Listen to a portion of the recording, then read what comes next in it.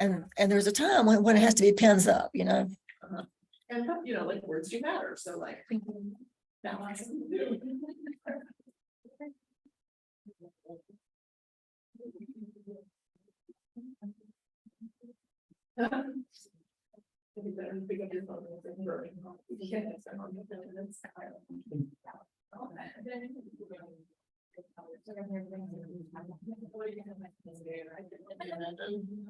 I ran into the dice cast and everything just kind of happening. You see when, the cards are down, when you play out, there's like troubleshooting every minute. I think ran into these in yours. I mean, during the sessions, everything's been good. We've been through the rest, but you can just start and get make sure everything's good. I'm sorry. I didn't get your name. Allison. Allison. Oh, no. Not today. Actually. This is John. Bigfoot. With beer. Yeah. Apparently, I wasn't. Thoughts are in favor. Getting sponsor ad. Oh. Targeted ads? Yeah. Targeted session. There you go. There we go. Right, how you doing? Good, I think. Well, the good news is it's gonna go wrong. Allison can jump on it. Yep. She's been doing this all day, so. Yeah. I'll do an awesome job. I was just telling her. I have no doubt. I said, y'all. All doing- Oh, I think I'll do it. I think so. All like I will. I said, y'all. All doing- Group effort. Yep. All right, I'll leave you to it. She obviously text me to be have Allison too. So Yeah, okay. There's this one. The Um, clickers. It, Make sure that it's- it was working 2 hours ago. Make sure it's clicked into the PowerPoint. Yeah. Oh, wait. That was me. Oh, there you go. You're doing it. That's you. Yeah. I make no promises though. The clickers are temperamental. They are. They're persnickety. Yeah. The better one. Well, for the moment. If it ever happens again, is this the other, actually, is this the PDF version? It should be the PowerPoint. Oh, shoot. Weird. Let's escape it and see. It's the PowerPoint. Strange. Why didn't I just make a bunch of edits on? Um, This one. Oh, no, that's sorry, this is not a touch screen. Whatever, it is not a big deal. okay. Now, how did I do that? It's again. Toast.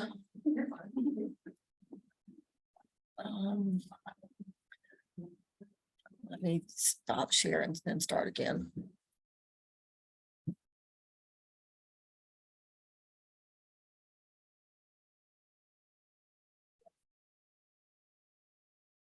There we go. Okay. Oh, sure.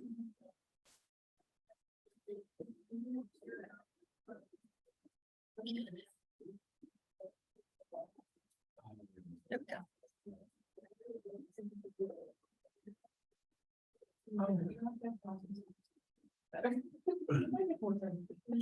Whatever you guys want. Not flexible. I'll swap it. Okay.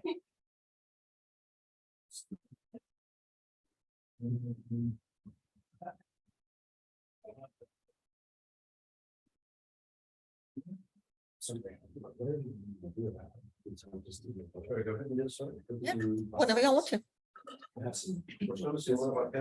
I know that she's here. I know she knows about it. I did talk to her earlier. Okay, welcome everybody.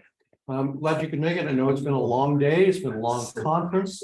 Appreciate your willingness to show up and come to what is probably the most significant and important panel at the entire IWAC conference. So I just want to make sure you realize that. Come on in, Magnus. The microphone's up there on the table, so you know. And there's our missing. I'm out there with David Lakes and Salt and Spall.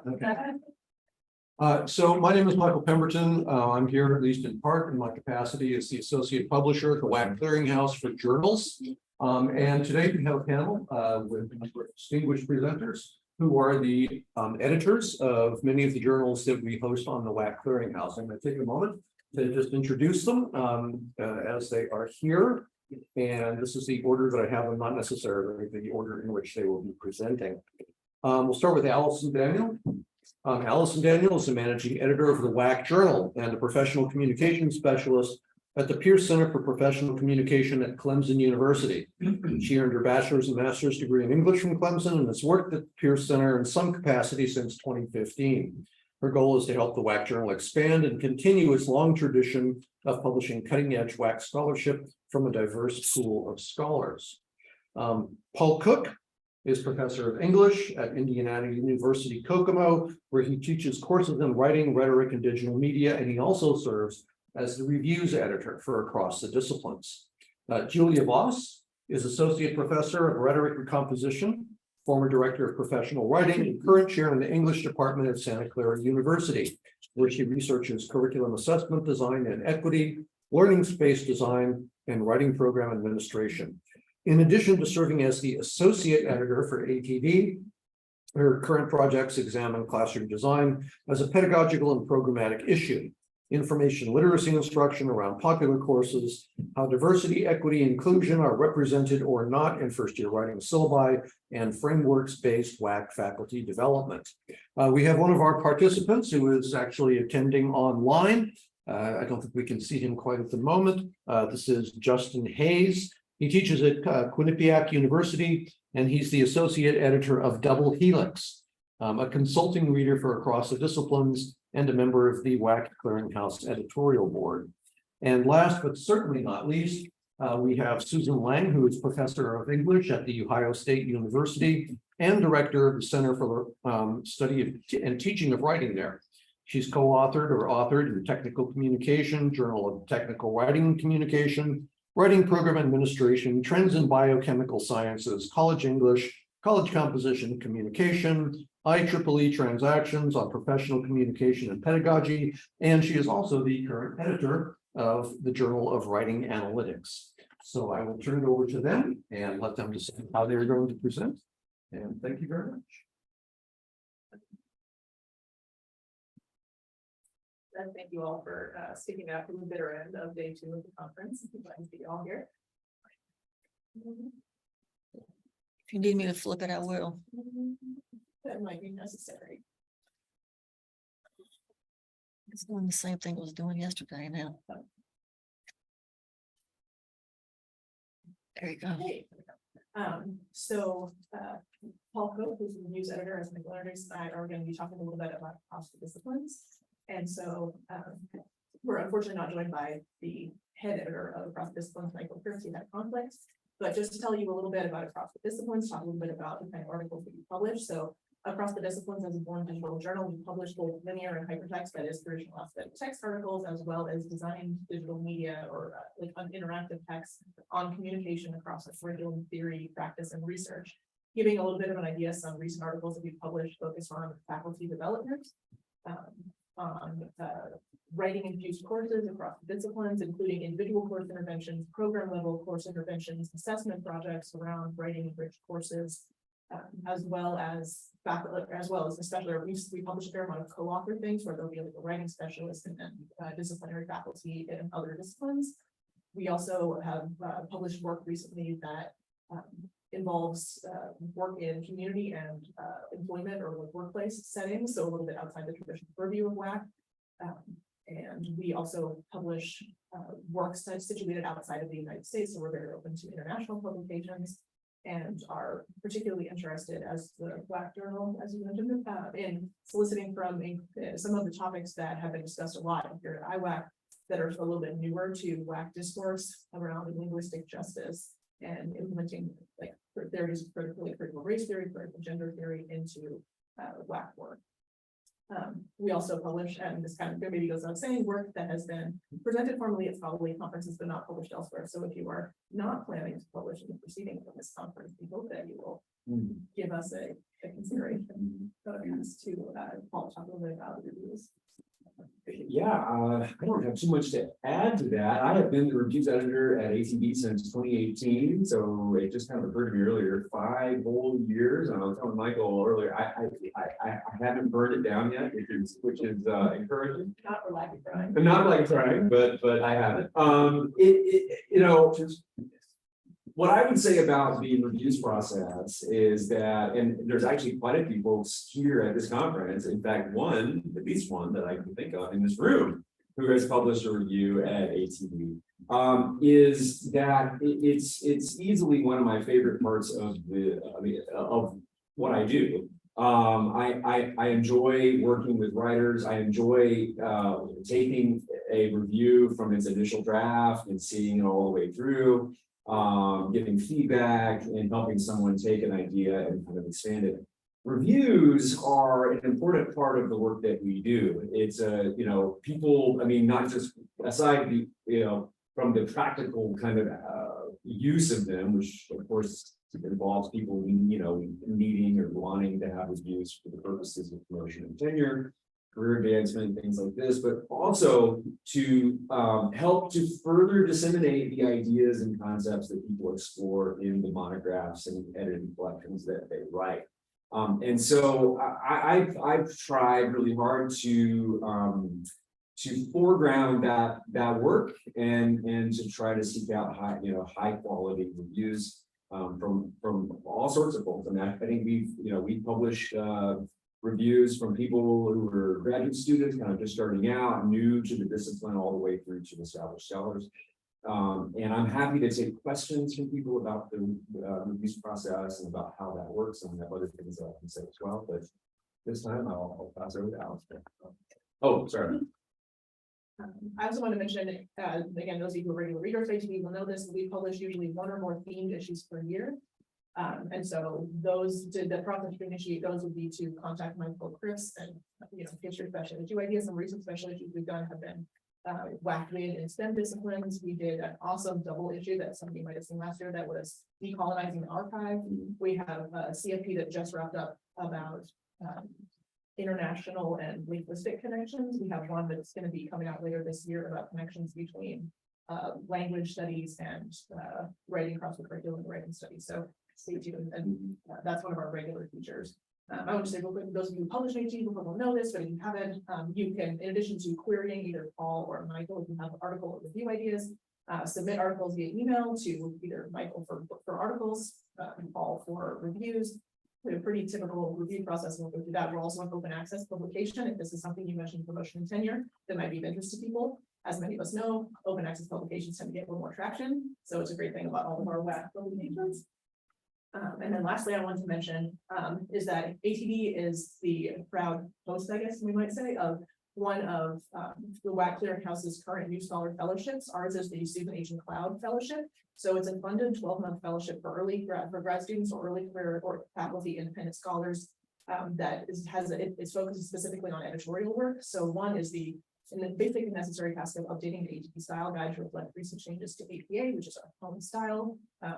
But we also are particularly interested in developing conventions for source types that are not covered by sort of typical APA guidelines, because we're a little bit outside of the hardcore social sciences for which APA is assigned. This really came up in our decolonizing archives, where source provenance was a hugely political question. So that was a need that we discovered. Another is to develop policies for ATB for copy editing that will address some of the issues of linguistic justice that are increasingly present for our field. So that's that fellowship we're looking for. We have some flyers up here for the fellowships. If anyone's interested, I invite you or anybody you know to contact us. We'd love to talk about this fellowship and hope to do some exciting work in the year. Right now,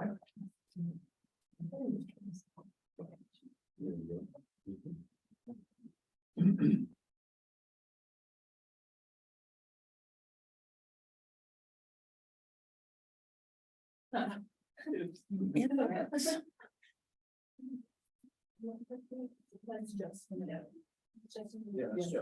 a minute.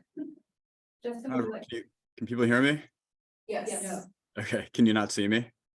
No. Okay. Okay. Well, I'm sorry to be joining remotely. And even more so to be technologically challenged. So I'm just not sure how this is going to go. So can you there, just kind of work through the slides? Yes, absolutely. Okay, great. So Double Helix is an international peer-reviewed journal of pedagogy. It publishes work addressing linkages between critical thinking and writing and across the disciplines. And it is especially interested in pieces that explore and report on connections between pedagogical theory and classroom practice.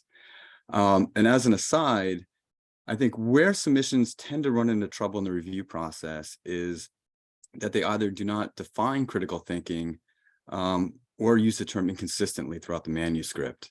And my guess is, it's a little bit curious why that happens, but my guess is that contributors tend to see critical thinking as incidental to writing, rather than its linkage to writing being really central to the work of the journal. So it's, I guess, maybe a bit of an insider view of how the process works and, and what we've gleaned from it over the last 10 years of submissions. Maybe the next slide. And so for those who aren't really familiar with the journal, this is our advisory board, our editorial staff. It's an annual, so we publish one volume a year, usually in January from the previous year. All submissions undergo double-blind peer review. They go to 2 reviewers, and the process typically takes about 6 weeks. Maybe the next slide. And so in addition to publishing research articles, we also publish more specialized work according to these sort of following sections. The provocateur of potentially any length and or form. The provocateur focuses on disrupting scholarly, institutional, and pedagogical conventions. And really the rationale for this section is to expand the WAC movement to unexplored or maybe unconsidered areas of higher education. Reports from the field, these I'm not going to read through the entire description. We tend to get quite a few submissions to the reports from the field section. And these are either directly submitted or get redirected by reviewers, usually away from research articles, most often because the work really isn't fully situated within the literature. And so the claims that a particular piece makes tend to get contracted in order to highlight a particularly valuable praxis that can be kind of shared and disseminated throughout our readership. But this has been a particularly successful section of the journal, which I think for a journal that's really focused on classroom practice, maybe that's expected. The lower frequencies, this is a section of the journal that we added to the last volume, and I think 2 submissions made it through the review process successfully. One of them was address safe space policies and syllabi, and the other one was about critical language awareness, just to give one a sense of the kind of work that would maybe be published in that section. Book reviews. So we welcome reviews submitted within 2 years of a book's publication, but we also encourage reviews that discuss the pedagogical applications of books that do not explicitly address critical thinking or writing pedagogy. So it may be kind of idiosyncratic for a book review section of a journal, but like the provocateur section, we're interested in ways to expand WAC to other areas of inquiry that maybe don't ordinarily or aren't sort of explicitly situated within writing studies. And finally, we also publish scholarly notes. And I guess one final slide.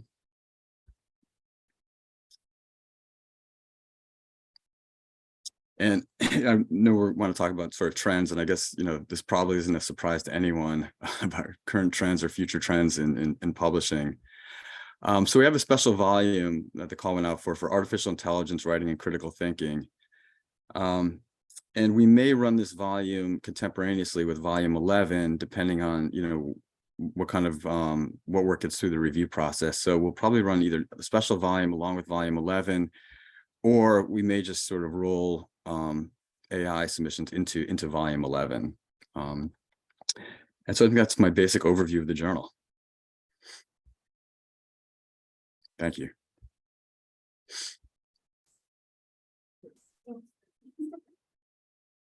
Okay, basically, I want to talk about a journal that is one of the youngest, I think, in the room. We are in our 7th year right now. And unlike if I say WAC in this room, everyone has a fairly common definition. If I say, oh, writing analytics, you know, I almost had a pop quiz, define that, and then we'll talk. But this really is emerging research specialization. The journal came about primarily because in partial response to Haswell's article about RAD research, we are a home for people who want to do in small or large scale studies of data sets. They can be text based, they can be text numeric. We look at writing processes, we look at texts themselves, we look at all of those combined with learning analytics and other contextual elements. We consider ourselves a very multidisciplinary journal. We draw on everything from writing studies to cognitive psychology, to corpus linguistics, to computer science. And it's been a day or two since I built these slides.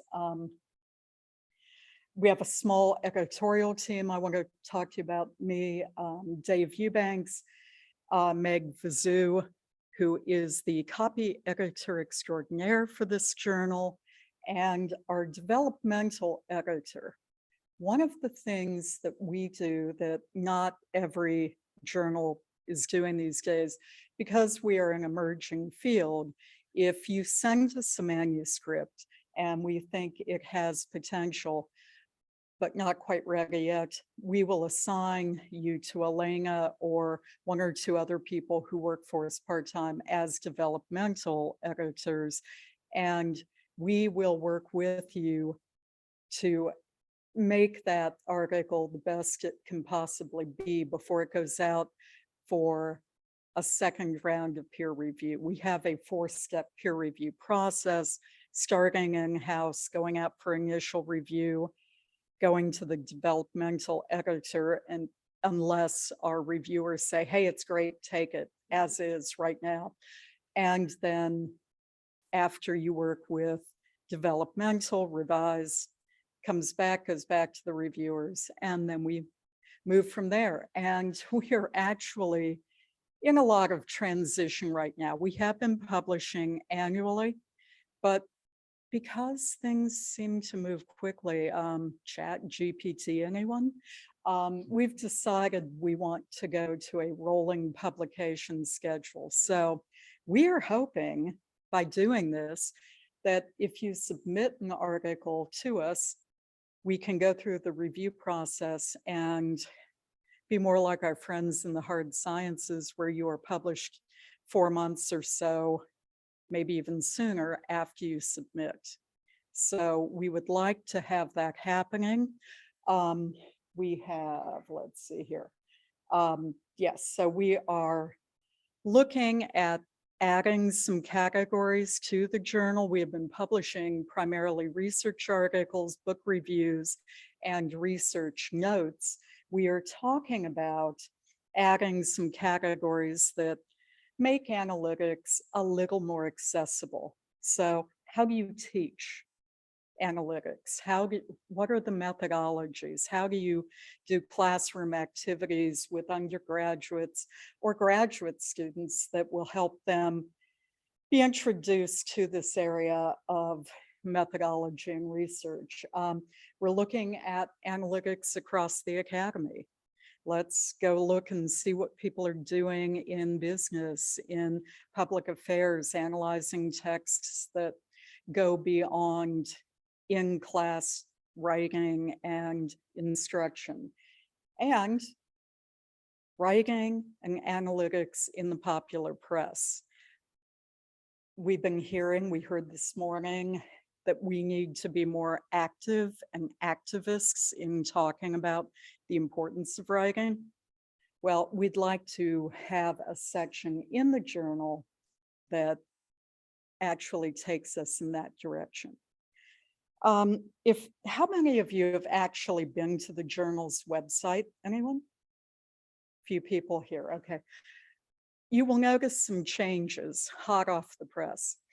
I am the second editor of this journal. The first editor had some word counts that I'll just say were a little intimidating. At one point, we said we accepted manuscripts up to 30,000 words. Yeah. So we have adjusted some things. You will see we're talking more about articles being in the 7,500 word range, research notes being in 1,500 to 2,000 word range. We also publish book reviews, and I am going to say that Paul said many good things about book reviews, and I'm not going to reinvent the wheel here. So we do publish those. If you're interested in doing a review for analytics, contact me and I can say, yeah, that would be something we'd love to look at. In our most recent issue, we had a review of Cheryl Geisler's Coding Streams of Language, which that is definitely the type of book we're interested in talking about in the journal. I think, yes. Look for a special issue call on AI, Chat GPT, because we do have a bit of a computer science bent as well. Chat GPT, we're looking to some of our computer scientists to come in and add some perspective to help people understand really more what this stuff actually is doing and how it actually works, because misinformation about that is rampant. Otherwise, I believe I am the end of, wait, the Circle back. original, the WAC journal. Hi, everybody. So I am Allison Daniel, and I've been the managing editor for the WAC Journal for a little over a year and a half now. And I come at this from a little bit of a unique perspective in that I am not a WAC scholar myself, and have learned a lot of this through the wonderful writing that I've read in our journal, and obviously now from all of you at this conference. So I want to thank our lovely editors who are both in the room here today, Cameron Bushnell and Dave Blakesley, who do an amazing job. And of course, a lot of what we look for, you will find is very similar to the CFP that was published by WAC, because both of them had a lot of influence in that CFP. And so we look for a lot of the same topics. Specifically, I will say that we are interested in the intersections of WAC and feminist pedagogy, technology, and practice and inclusion. So, again, as I will reiterate, as everyone else up there said, if you are not publishing in the conference proceedings and are interested, please reach out to us. We would be very interested.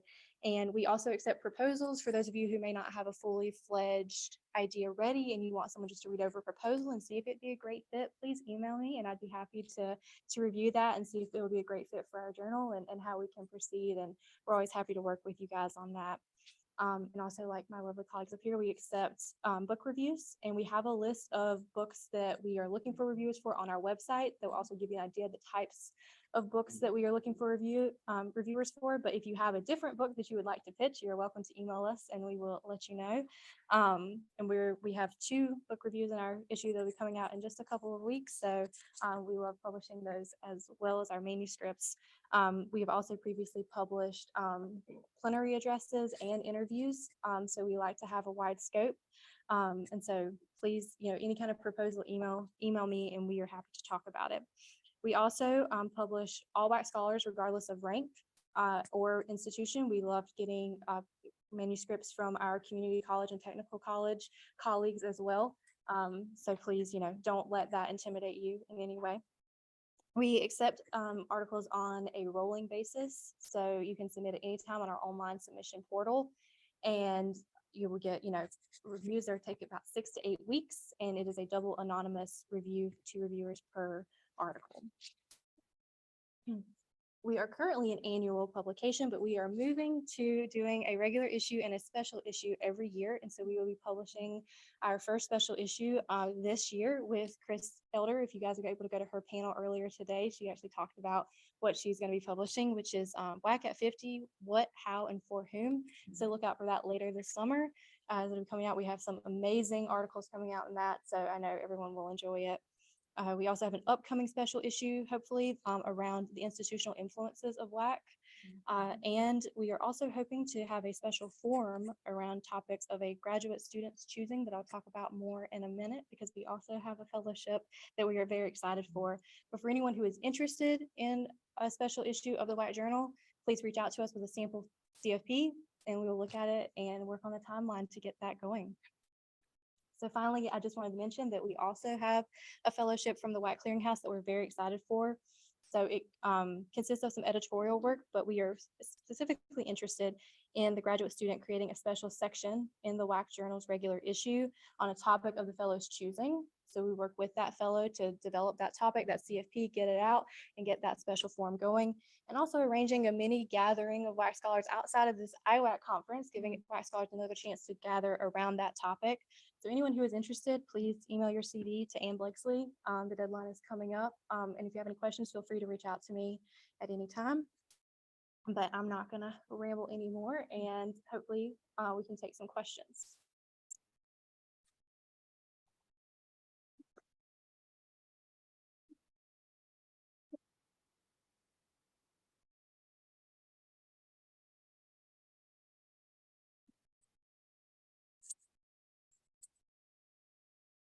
Yes, Jay. She actually gave me a question. I have an article that might suit any one of these journals. But I need an answer to a politically charged question. So I'm glad to one. What's your position on Oxford comma? Oh. You get scared there.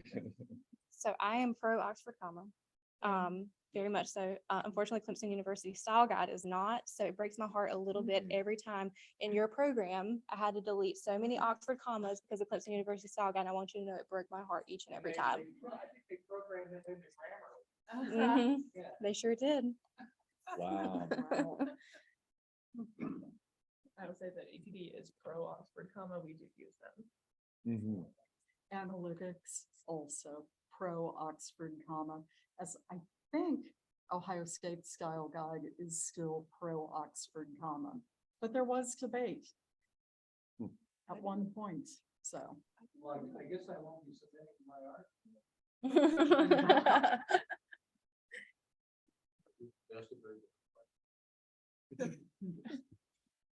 So I'll ask it, and I can do this because now I'm outside this particular discussion and debate, which is a question that occasionally came up in these conversations. So one of the things I really appreciate about this particular panel is it shows that there are now a wide range of possible publication venues for people who are doing WAC work, and this is only a small subsection of journals in RedComp and in other areas. But the question I thought that David was going to ask was like that article, and I have a politically charged question, and I thought the question you were going to ask is, how do I decide which journal I should submit to? So I'm interested in sort of hearing where you see your journal carves out a particular niche or approach. I mean, obviously the work you publish is pretty expansive and there's going to be some overlap, but I'm wondering sort of how you see, what's the mission or the focus of your particular journals? And this goes for you too, Justin. And who you refer to, Justin? Right, like we get a submission that would really be better for. Can we see Justin on the screen? Sorry, I'm having a little trouble hearing. Was that a question about the focus and scope of the different journals? Yeah, nobody, they can't hear without the. Yes. Yep, there you go. So Justin, the question was about if all of us are how our journals are differ from each other since we're all kind of in the WAC space. Like how would okay. how would we advise somebody trying to decide which publication to Okay, pitch their article or to submit to? got it. Thanks. Yeah, I could hear that very well. Yeah, I mean, we're pretty explicit about linkages between critical thinking and writing. I mean, so like I mentioned before, I think sometimes, submissions that see us maybe is just, as a WAC journal, where, critical thinking is really subordinated to writing. Those have a trickier time making it through the review process. So if critical thinking is really a foregrounded part of the manuscript, that would certainly be appropriate for double helix. I would say for ATD, and I'm curious what you would say about ATD versus WAC journal, ATD being across the disciplines, that one of the things that will sometimes cause, using Justin's like smart thinking of like what causes articles to get hung up in the review process or possibly like rejected, is ATD doesn't exclusively, but tends to favor articles that have a strong empirical grounding. So we do publish our work that's concerned with theory, but in terms of kind of like the bulk of the articles that we present, they tend to be about studies that are based on, interviews, sets of collected data, writing by students, by professionals, whatever it is. I would say that that's one of the characteristics that links together most of our articles is like a strong empirical bent, less, for example, teacher research. More like empirically grounded things. Like I mentioned that there's a fair amount of collaboration between like a writing specialist or a WAC center director or something like that and a disciplinary faculty member. And I think that kind of also is reflected on the methods that you tend to see in a lot of ETD articles. You want to add anything about? I mean, I would just add, and this may not be totally accurate, but my sense, I mean, this is kind of one of those, like, this is my sense thing, is that we tend to publish things that are more, and I think you kind of said this, Julia, or at least alluded to it, things that are more focused on kind of institutional dynamics vis-a-vis writing, and less so perhaps on what I would probably call kind of straight pedagogical type or classroom or oriented type research articles. Yeah, if that makes sense. Yeah, so.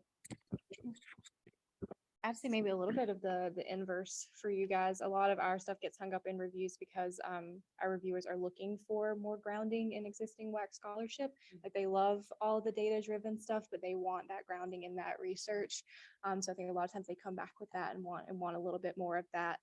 And a lot of our articles are very, very pedagogical and focused that way, but those reviewers really love that grounding research. So that's usually the main comment that I get back. And when there is data involved, they definitely have, they want to see a breadth of data and making sure that it is a good study. So I think a lot of times if the study is newer, our reviewers don't love that as much. They want to see that longevity of that study and see how it's applied to multiple contexts and not necessarily focus to one semester of one class. They want to see how it's applied long term. So I would say those are our two reviewer hangups. But yeah, we definitely have a big pedagogy bent, but definitely not exclusively. That's just kind of where the trend has been for the last few years. We're always looking for that cutting edge and that challenge to the norms, for our journal. So we welcome all of that as well. Okay, for analytics, I think it's safe to say that methodology is a large driver of our journal. I am looking right now at volume 6 from last year, and we have a range of pieces. We do have one piece of software that the developer did a study on and wrote in our advances in code section. We also have articles that look at relationship between teacher efficacy, writing apprehension, and writing to learn using structural equation modeling. That was someone who has a bit more of a quantitative background, linguistic features of writing quality, framework for analyzing features of writing curriculum in studies of student writing achievement. We have an article on citation patterns and second language writing. We also have an article on automated writing evaluation, yesterday's controversial topic. So I would say methodology is important, but we occasionally take the more theoretical or conceptual piece. A couple of years ago, we published a taxonomy of writing analytics where 3 of us got together and attempted to write a large conceptual approach so that when people ask what it is, oh, have a look at this. But methodology is a primary driver.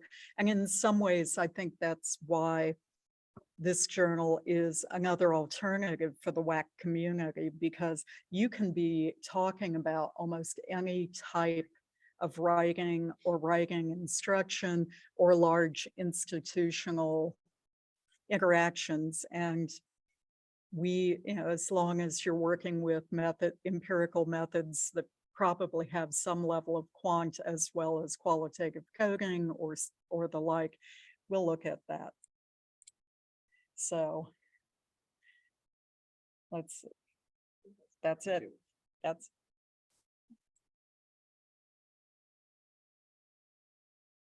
other questions, more questions. Yeah. And somebody who isn't quite sure like where exactly where. Can you talk a little bit about turnaround times of now? Because I know from friends who've submitted articles where something has, been with a publication for a year or more, reviewers and all. I know for the special issue it was quite some time before you get a notification of something like that. So what's your sense? I know this is the ideal. We'd like to turn it around and get back to it in a couple of weeks. In terms of how it actually plays out now, with the viewers and all, what are you finding in terms of responses to people who are And we are doing a really bad job of passing the small microphone around. So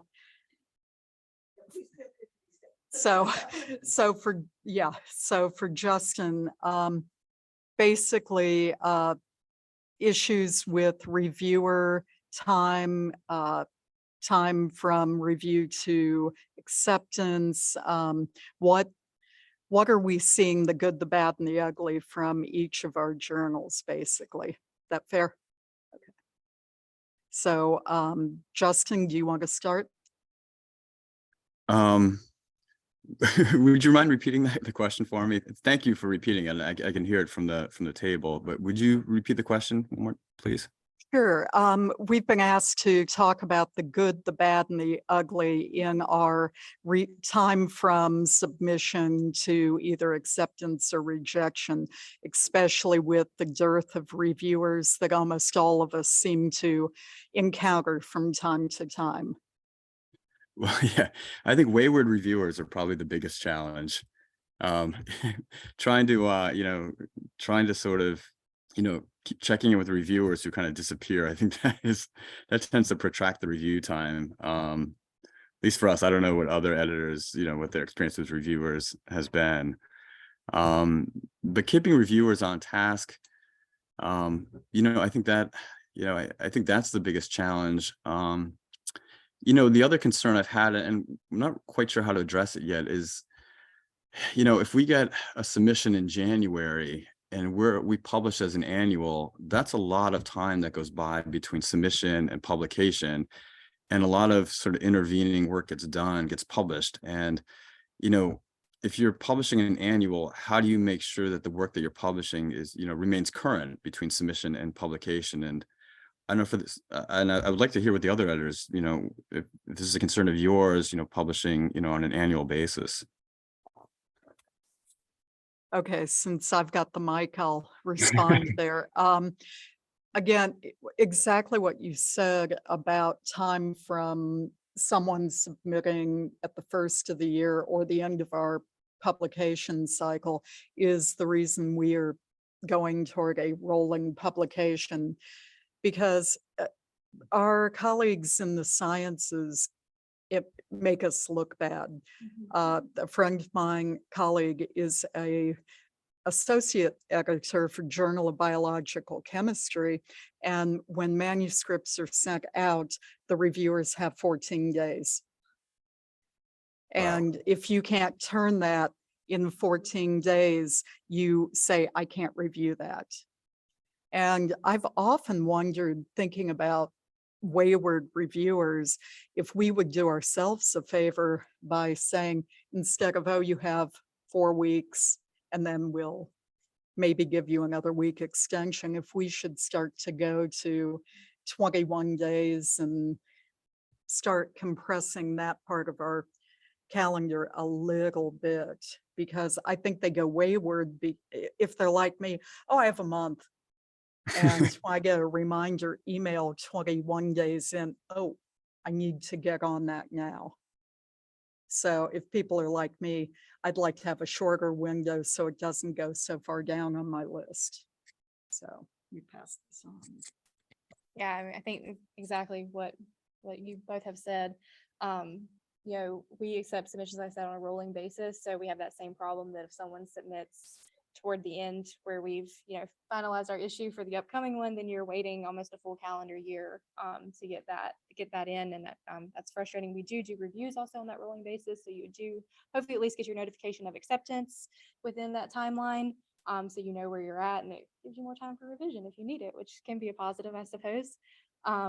You know, I think, yes, compressing that timeline is so important, and one of the things that I'm hoping to do going forward too is streamline the review process a little bit for our reviewers, and maybe not making it so daunting for them to have just an open-ended, please review this article for us, but some kind of guided path for them, you know, whether that's, you know, some kind of survey for them to fill out and leave comments, or just some kind of guiding that's not just maybe, you know, quite, like I said, quite as daunting. Because I know if that were me and I was asked to review, you know, this 6,000 word manuscript and open-ended, sometimes it's like, where do you start? You know, I have a lot to say about this article, but where do I start saying those things? So having that guide, I hope, will help. And we do, you know, the 6 to 8 week timeline, but I will say, you know, most of the time it definitely stretches in that 8 to 10, because after the 6, I email, hey, you know, and then yes, it's the week extension, you know, I'll get it in. So I think that's definitely something I hope will help. But I'm also open to suggestions from my colleagues up here for things that we can do to help compress that timeline as well. But you know, that's the one thing that I'm hoping to do going forward. Okay. Something you said there, one thing I'm thinking too, we do have rubrics for our reviewers, but I think one of the things on my calendar is to talk to our reviewers and say, are they really helpful? Because I have worked with rubrics reviewing for other journals where I've been thinking, I don't know if this really applies, and just saying doesn't really apply does not help the process. So I was just going to say, maybe one solution might be to have ChatGPT write some of those reviews. I don't know. I'm trying to think outside the box here. Similar to what everybody's been saying, the problem of ghosting reviewers, which I'm sure none of us have ever done, is definitely something that's slowing down the process. Historically, ATD has published more frequently, so not on an annual cycle. However, due to ghosting reviewers, due to changeover in the editorial team, we've done some combined issues. So like one in the earlier in the year, one later in the year. We're probably going to do a later publication this year because of similar kind of backlog issues. One of the things that we're doing at this conference is soliciting additional submissions, because because we do so many special issues, I think people don't always think of us first as places to submit journals. So right now we are working to get more submissions on the front end in the pipeline. So if you're interested in publishing an ATD, please keep us in mind. And the other piece of this is that Michael Cripps, our lead editor, is the one who manages the incoming submissions and sending them out to reviewers. So he would have a more precise answer about kind of what the typical turnaround is the last 6 months, let's say, for submissions.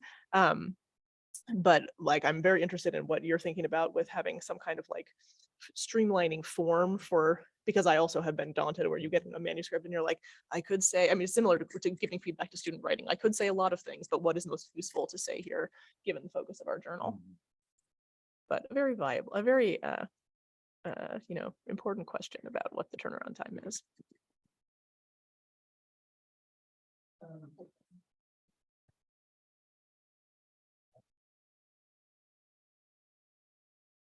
I love the idea of a rolling publication cycle. How do you deal with that if there's a print companion? I'm sure somebody's figured it out. Well, for us, there is not, but I think if I were in that position, what I would do is probably, if I were going to keep the print companion, it would be an annual issue at the end of the calendar year. Yeah, exactly. JWA annual, the best of, greatest hits, any of those.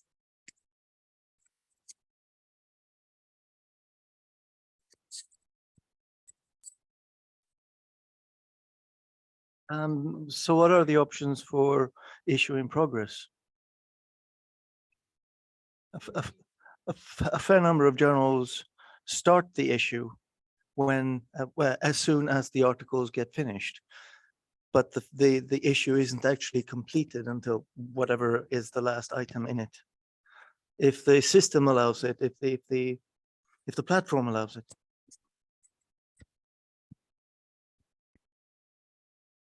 Yeah, you're exactly right. I think the only one of us who's thinking about doing this rolling publication is Journal of Writing Analytics. So is that kind of what you're thinking? Why, yes, it is exactly what I'm thinking here. But I think we need to also, if we were going to do a print companion, it would be an annual, but it will be issue in progress, and the issue will be tied to the calendar year. So hopefully we have that in place by January 2024, and we can start moving articles onto the website live within a couple of months. So, question in the back, anyone? It's like an auction, don't move. We're coming at you with a microphone.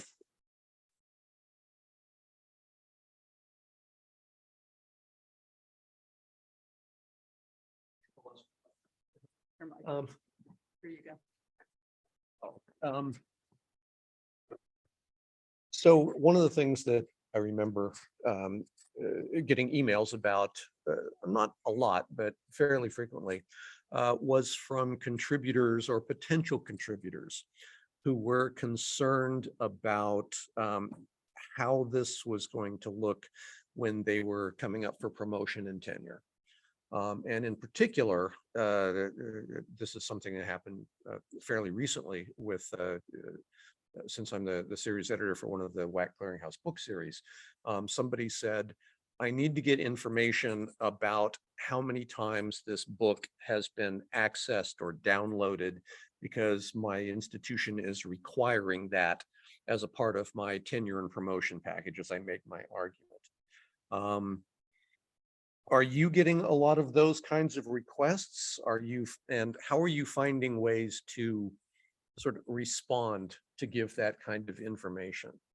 Because I know for a number of years, there were a lot of places, a lot of institutions that were very skeptical about any kind of online open access publication. So are you seeing any kinds of issues in those terms related to, how do you talk about your journal in ways that have a certain kind of institutional cachet, and how do you respond to inquiries that you get about that? And Justin, why don't I, if I can just ask you to maybe weigh in on that initially?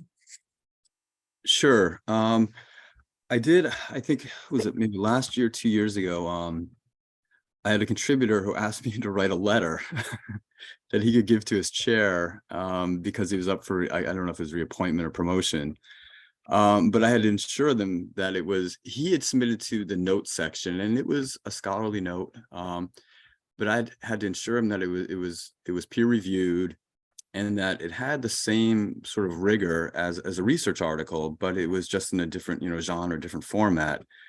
But he really, really needed this letter from me. So So I drafted a letter, kind of, told him that I kind of walked him through the entire process, and I think that helped him. But that's so far, it's been my only sort of encounter with something like that. I had the same thing. I had someone write a research note a couple of years ago, and he came back to me a year later and said, my chair needs affirmation that this is an equivalent of a peer-reviewed article. And so I had to also write a letter saying, here's how it was reviewed. Yes, it went through the process. So in terms of, has anyone asked about electronic journals? I have not had that. I have not had that question in the 3 years I've been the editor. I certainly think that was a problem prior, but what I'm wondering though is if number of downloads, especially in the humanities, is kind of a way around citation or impact factor. Because since we don't, and again, because we publish more slowly, we don't get necessarily the citations in the first year or so after publication. So that may be the new citation index for some of our people coming up. Yeah, I can't say I've gotten that question either, but the WAC journal is both online and in print, so that also may influence that. Usually we just get questions related to, our acceptance rate and our distribution numbers and things like that. But we do get those fairly frequently for sure.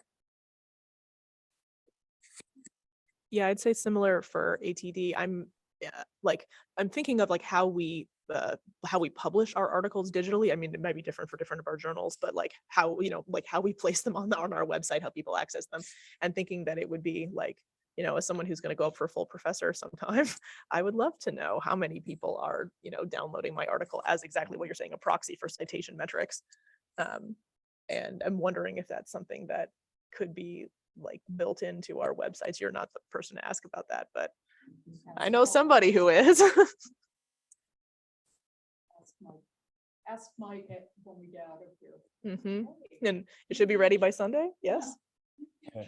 Fortunately, Mike is very good about responding to providing those kinds of things. So in the example that I was talking about for the book and the book chapter, he got back pretty quickly and said, well, yeah, this book has been downloaded 22,000 times.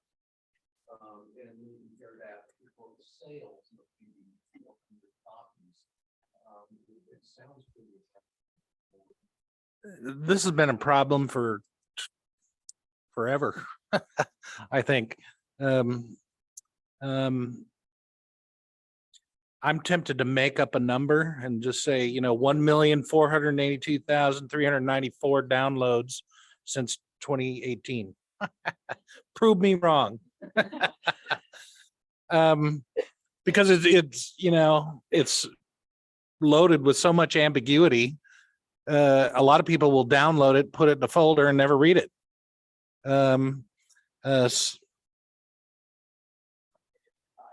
Right. And, citation and impact factors are problematic, especially in our field, especially with open access titles, when they're in print and online and all that. Sometimes I don't push back against the author because I understand the position they're in.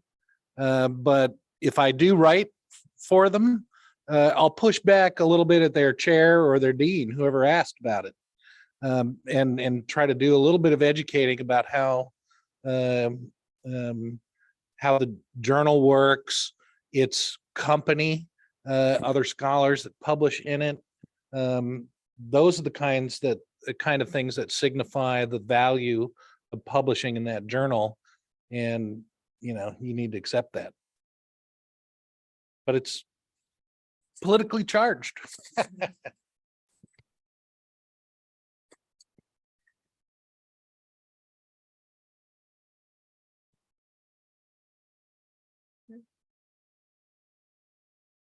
Are there any other questions that anybody has for our editors?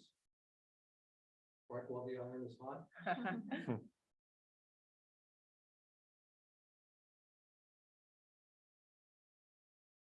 Well, maybe I'll ask one culminating question here, which is, we've sort of heard what the journals are doing now. We've heard about some potential plans coming up. What is the future of WAC journals? Not just on the clearinghouse, but sort of looking ahead towards trends in publication, things that are coming up in WAC and you can sort of see on the horizon that may have an impact on your individual journals. What do your journals look like? What do you see happening in the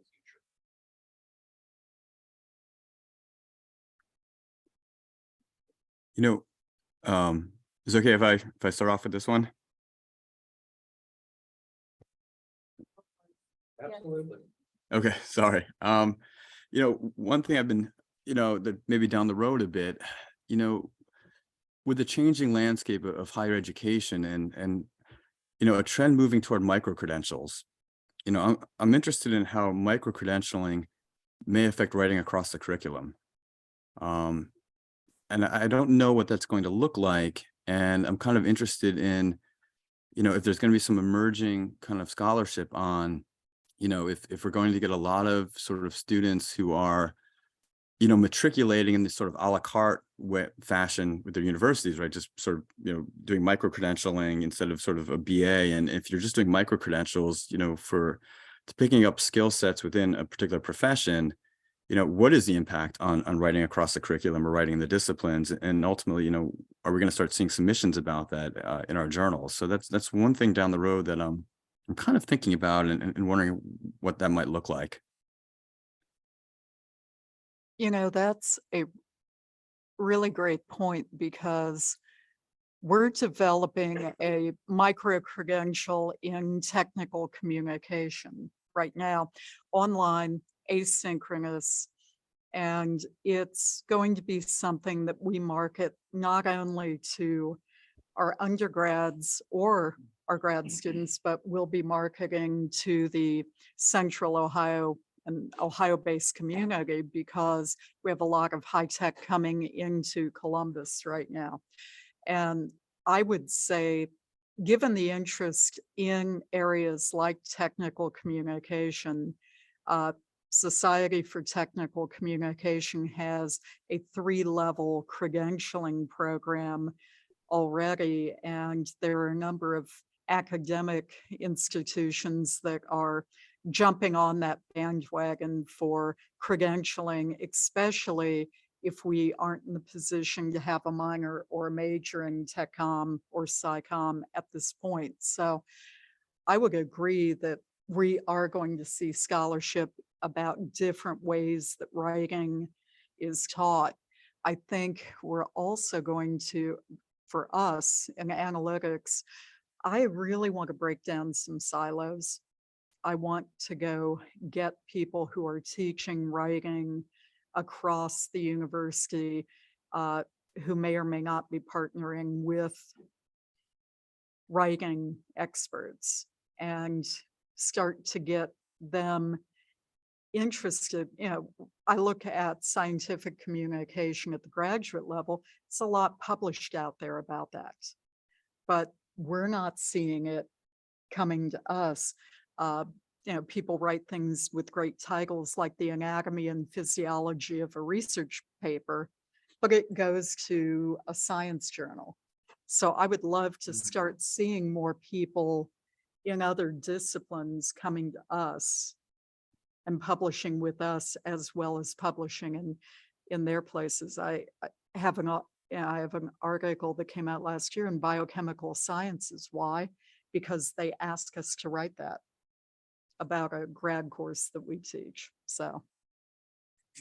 Yeah, no, you said that very well. I think all of our major universities have that silo problem, and having those partnerships be evident in our publications, I think is really important to break those down because, as people see them, it'll continue to get smaller and smaller.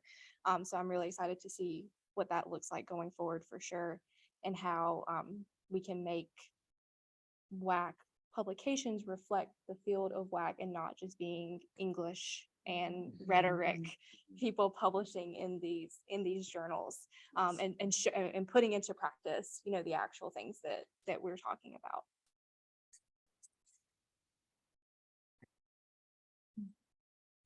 So in addition to what the other journal folks have talked about, one thing, this is also affected by my context where we're about to do a huge revision of our gen ed curriculum. I think that all of the changes, like oftentimes like highly politicized, that are happening now with like general education, because a lot of WAC is rooted at the undergraduate level. I'm thinking about pedagogy, like WAC pedagogy, in the required WAC type courses that are oftentimes part of gen ed. And so like every time, you know, like gen ed curriculum is up for renegotiation, I feel like we're seeing another iteration of that in the kind of like culture war kind of stuff. It's that because of its application to disciplinary and like professional education, I don't think it's likely that in the way that people worry about with first year writing, WAC type courses are necessarily going to end up on the chopping block. But what those gen ed curricula and the WAC courses within them are going to look like, I think is something that we're going to see a lot of changes in. And like, again, the way that, you know, we're seeing in education generally, like it's going to be very different state by state. Like you're coming from the Ohio context, like I'm in California, where the, you know, higher education landscape is really different. Like politically speaking, the politics of it are very different. And so that's something that I'm thinking in terms of like long-term trends.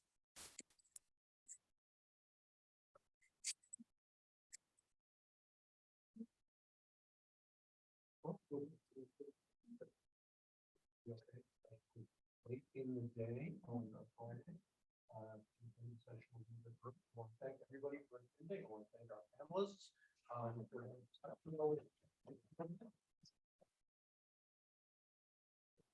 Drink and be merry, and we will see.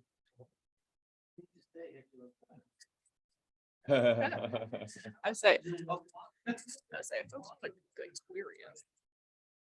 Oxford Cover Bag. Hey, I was wondering about this question.